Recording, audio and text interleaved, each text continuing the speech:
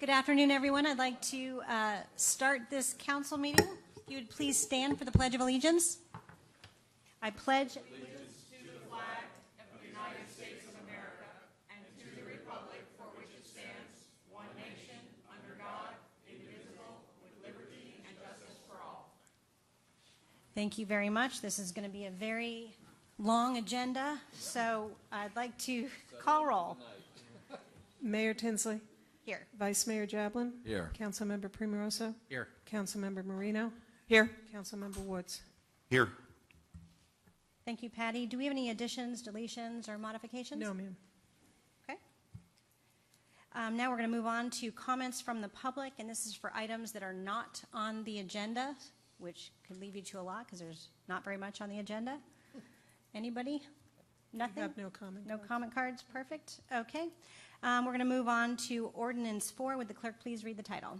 Ordinance 4, 2017, an ordinance of the City Council of the City of Palm Beach Gardens, Florida, annexing a contiguous and compact area of unincorporated real property comprising a total of 284.02 acres, more or less, commonly known as Osprey Isles, the Star of David Cemetery of the Palm Beaches, West Palm Beach Fire Station Number 8, and Carlton Oaks, in accordance with Section 171.0413 Florida statutes, such parcels being generally located on the north side of North Lake Boulevard and adjacent to the city's municipal golf course, as more particularly described herein, amending Article 2 of the City Charter to redefine the corporate limits pursuant to involuntary annexation, calling a referendum on the question of annexation for the registered electors within the property proposed for annexation, providing a conflicts clause, a severability clause, and authority to codify, providing an effective date for other purposes. Thank you, Patty. I'm going to open the public hearing and ask staff, has anything changed? Good evening, Madam Mayor, members of the council, Natalie Crowley, Director of Planning and Zoning. There have been no changes since first reading, since the City Council did approve it on first reading.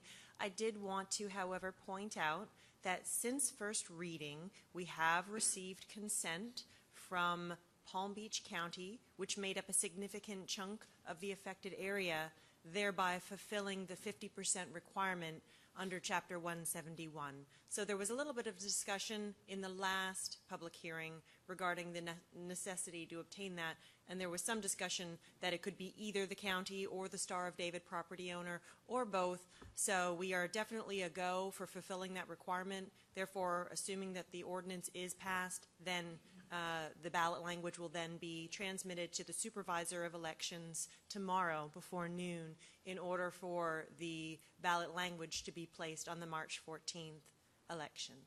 And I do want to thank Martin Fitz. He worked really hard on this petition and he did a great job. Thank you. And so the Star of David did not respond. I know that there was a representative at one of our events that you spoke with.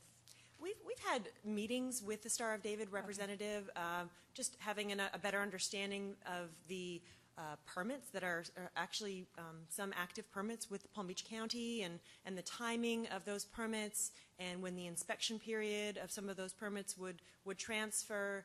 So we've had some good discussions with the property owner, but it was also communicated at that time that since Palm Beach County had consented, then the consent wasn't required. So the owner of the Star of David is well aware.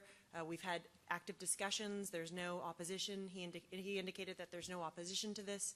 It was just more of a fact-finding good meeting to be able to get a better handle on permits which are active. Okay, so now they're very much aware of what's very going aware, on yes. in the process. They know that they had some questions in regards to the process. Yes. So they had all those questions answered then. Yes, and I do also want to point out that under Chapter 171, all of the notification requirements have been fulfilled. We did issue a notice for this meeting to all affected property owners in the area.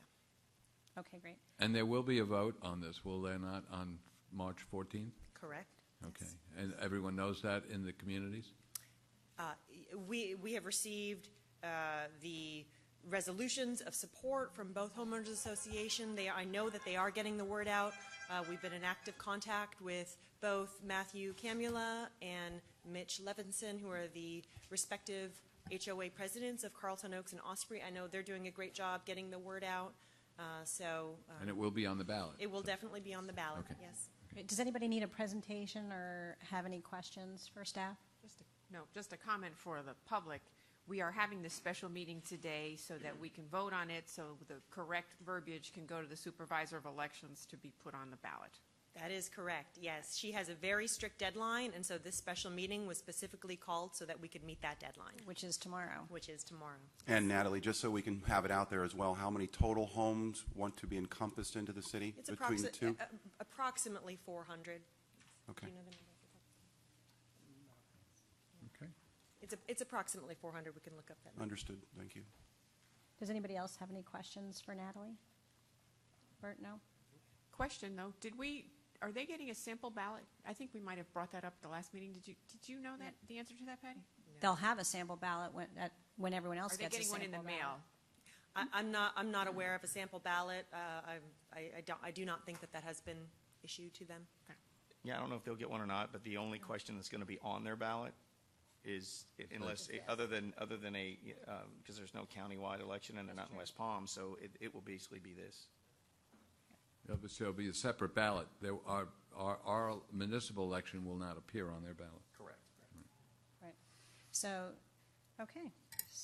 Seeing as we have no more questions and it's the second reading of this ordinance, staff is finished. Do you have anything to add to your presentation?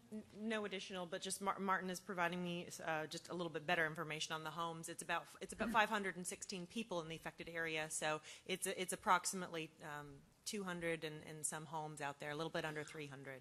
Okay, and for clarification, it's those, as far as the referendum passing, it's for those votes cast, Correct. Correct.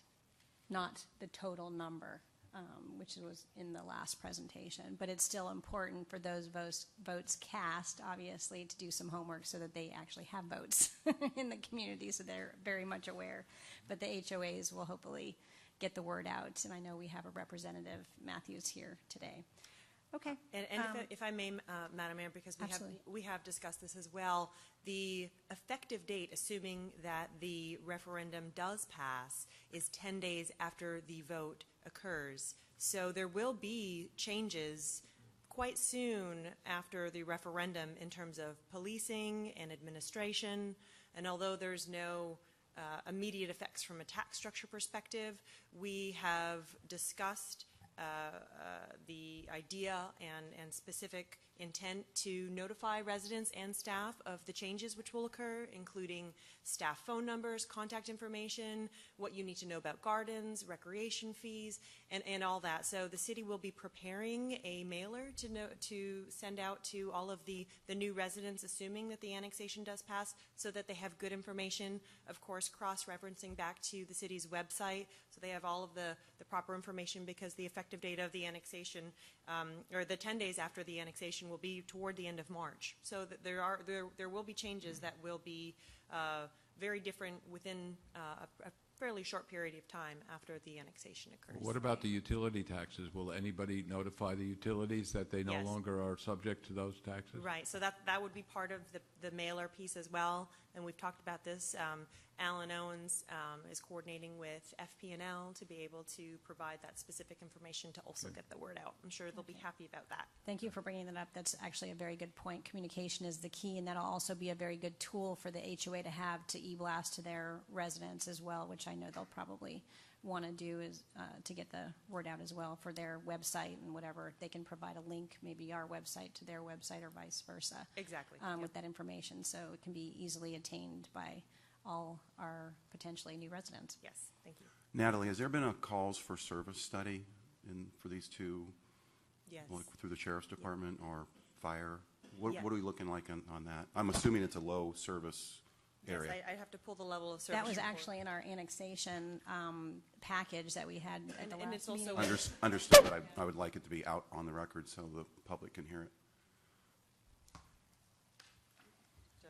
So as part of state statutes, we had to do a specific level of service study for all sectors, including police. And so our police department directly coordinated with the sheriff's office to receive call information and determine that we had the existing capacity to be able to service the area. In 2015, there were 141 calls for law enforcement assistance within the annexation area. And given the officers that are within the City of Palm Beach Gardens using the existing LOS standards, we determined that we were able to provide and meet this service. And a full detail of our level of service report is included in the backup for this agenda item. Thank you. Thanks. Okay, any other questions? Anybody? No? Okay. I'm going to ask for anyone, is there anyone that would like to speak on this item? I don't have any cards. If there is, we need to speak now or, okay, no cards. I'm going to close the public hearing then and bring it back for a vote and/or discussion. Madam Chair, move ordinance 4, 2017 on second reading and adoption. I have a motion Second. and a second. All in favor? Aye.